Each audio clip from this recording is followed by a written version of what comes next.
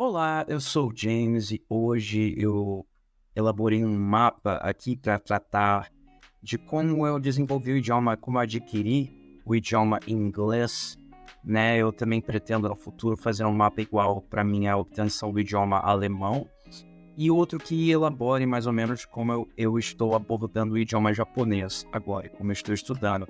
Já vou deixar o mapa todo aqui para não ficar mais claro logo de cara, logo de início. Pois bem, para início de conversa, eu comecei a estudar o idioma inglês perto dos meus 11 anos de idade. Eu era uma criança e eu não tinha computador, né? E a gente tinha... Se eu tinha celular? Não tinha celular. Então eu pensei assim, depois de uma conversa com um parente meu, ele me disse assim, seria muito legal se você aprendesse o idioma, seria muito bom para o seu futuro. Ele me conheceu de fato, mas eu tinha ciência de que não seria tão bom para nós no momento a pagar por um curso.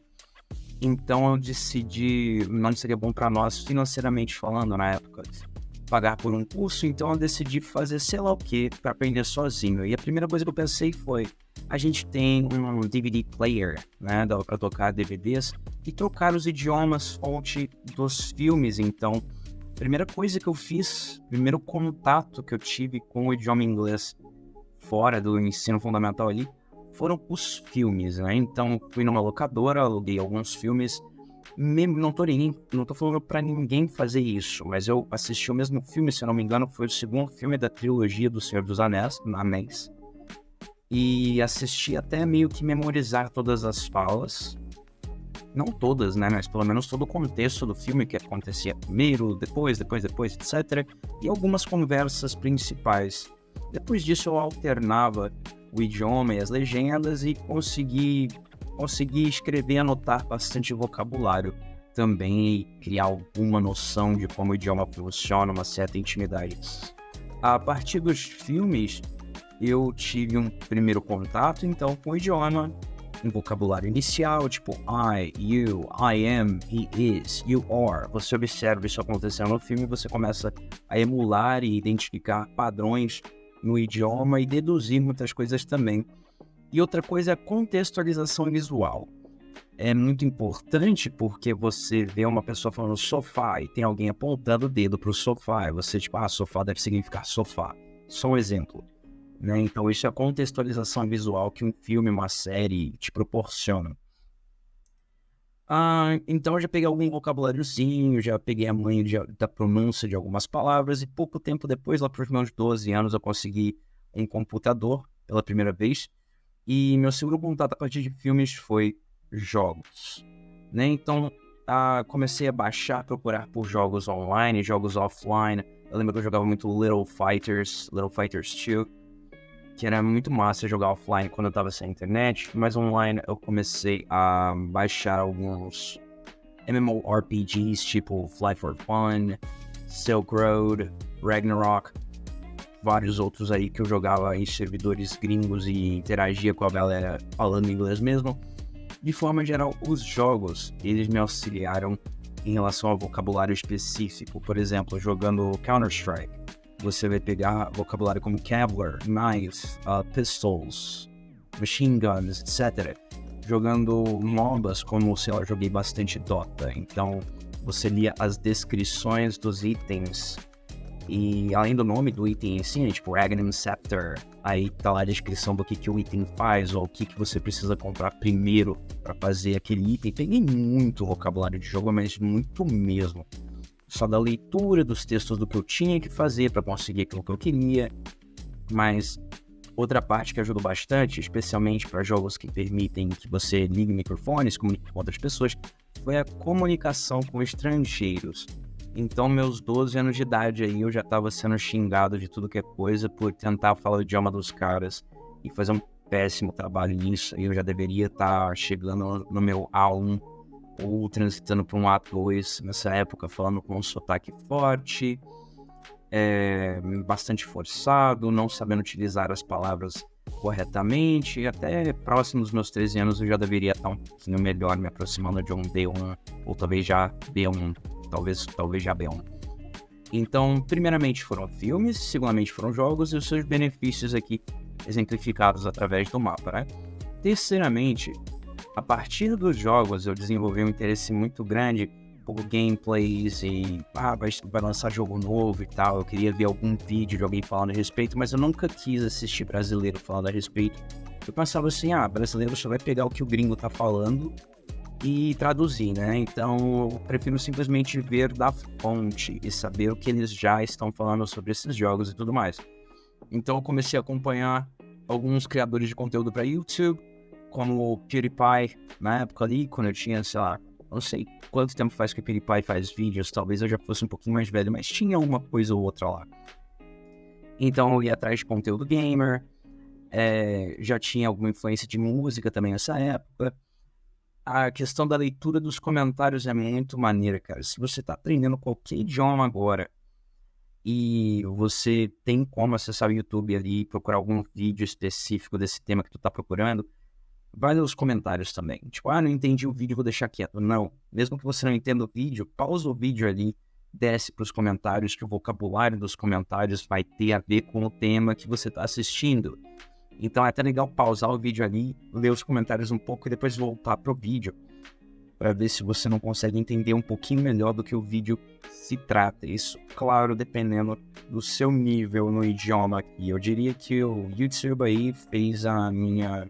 Junto com os outros dois, eu não parei de ver filmes, nem de jogar jogos e tal, mas aí eu já deveria estar próximo de um B2.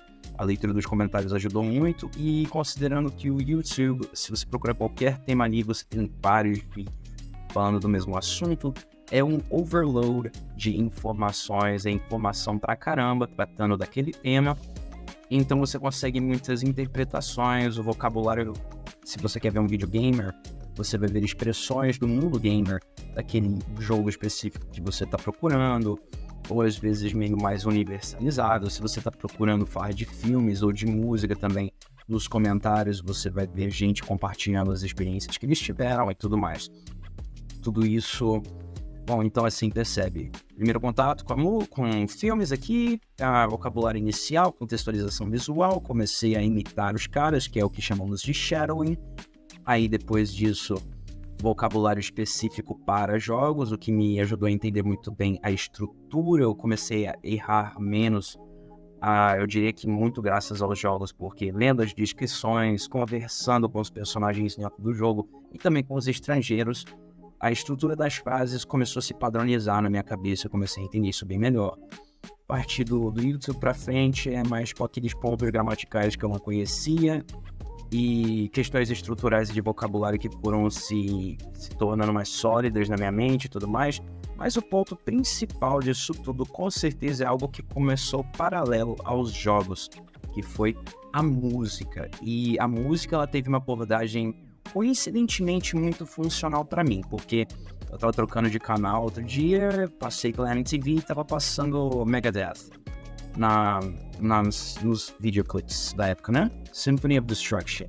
E eu já tava lendo bastante coisa em inglês, tipo, eu já lia bastante coisa nos comentários do YouTube, eu já lia bastante coisa por conta dos jogos que eu jogava.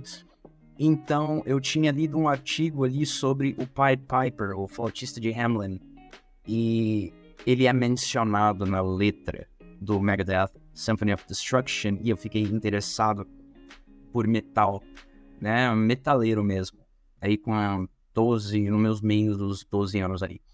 Então, metal, porque hoje eu percebo, e depois eu imitei essa estratégia também com outros idiomas, o metal é muito interessante para você começar a aprender um idioma, porque ele tem as características de ser lento, então as frases não são carregadíssimas com informação, exceto variando aí, tem gêneros de metal, né, tem rap metal, que vai falar um pouquinho mais rápido, mas normalmente esse pessoal usam mais edge, pá, eles falam mais devagar em suas canções.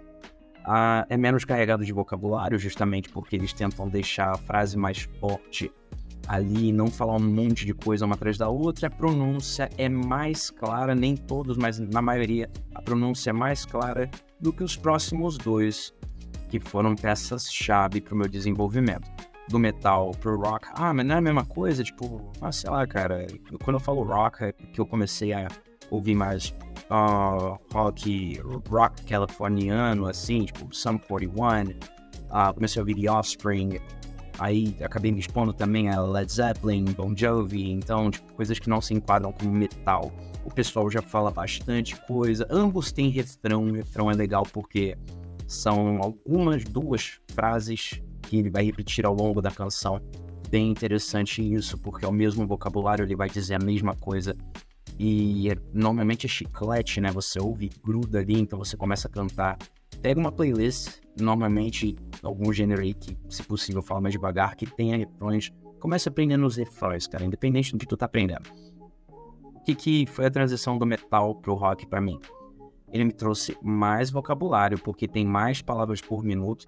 Eu já vi alguns números mais específicos aí, comparando a quantidade de palavras por minuto do metal e rock, e pop, de forma geral. A pronúncia é mais informal, porque você já percebe o pessoal falando de forma mais... como se estivesse conversando em algumas partes, né? Então já tem um jeito mais relaxado de falar e você começa a assimilar isso também. E eu diria que por muito tempo, assim, eu fiquei no nível de fluência de um cara que ouvia rock, simplesmente. Mas lá pelos meus 14 anos, um pessoal diz que hoje eu falo inglês bastante rápido. Algumas pessoas têm até dificuldade para me entender de vez em quando se eu estiver realmente empolgado quanto ao tema, mas com certeza isso se deve à influência que eu tive do rap, na sequência metal, rock and rap.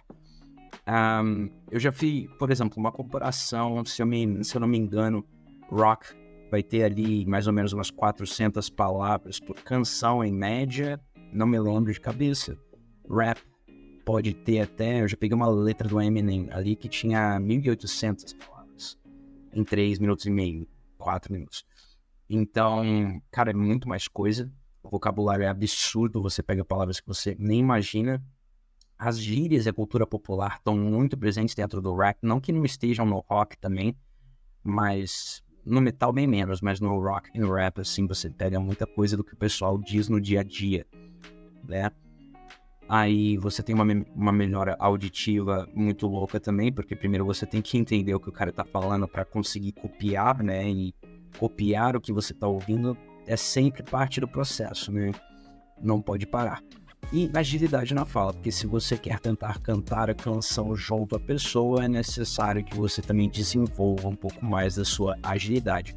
Não no mesmo nível que o cara, não que você tenha que virar um rapper, mas de forma geral, você vai desenvolver mais agilidade na fala, assim, inevitavelmente. Então, metal pro rock, pro rap, porque um era mais carregado que o outro de formas distintas. Metal para iniciante, rock intermediário, ele rap. Para qualquer idioma que tu quiser aprender, o rap é o boss final. Mas a música não foi produto final do meu aprendizado, na verdade foram os livros. Vamos dizer aqui que eu já era P2 ou C1, algo entre os dois. E foi quando eu já sabia várias músicas de rap, já tinha visto vários seriados, vários filmes, visto vários vídeos no YouTube e tal. O que eu posso fazer agora? Vou pegar Ralph Waldo Emerson, vou ler a bibliografia do Nietzsche em inglês aqui. Isso daqui foi o final mesmo, ali Moby Dick, por exemplo, Conto da Baleia, né? Lá pelos meus 15 anos de idade tinham, sei lá, ele se refere à barbatana dos peixes de 5 ou 6 formas diferentes, vocabulário absurdo. Então, de B2 para C2, assim, continuei fazendo tudo que eu já fazia.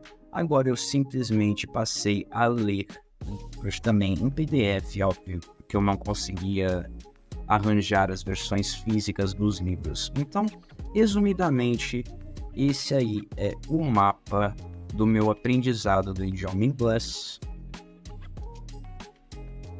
Filmes, depois de filmes, jogos passei pelo YouTube, simultaneamente aos jogos comecei a ouvir música, quando eu já tinha evoluído bastante, livros e todos os benefícios de cada um deles. Então espero não ter sido muito redundante. Uma boa tarde, dia ou noite, seja lá o que for, e para todos aí, até a próxima.